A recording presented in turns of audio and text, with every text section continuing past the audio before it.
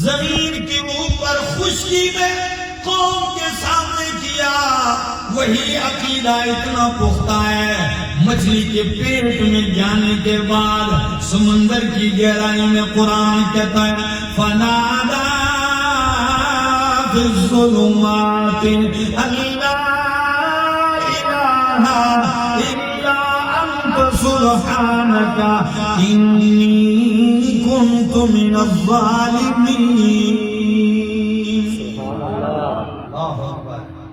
ان لفظوں پہ تو غور کیجیے۔ فرمایا فنادا فی الظلمات، اندھیروں میں پکارا کس کو؟ اللہ کو۔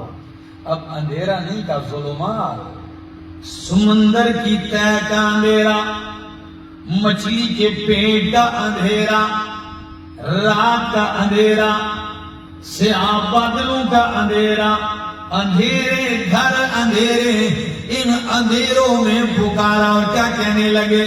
اللہ الہ الا انت سبحانک۔ کیا معنی ہے؟ لا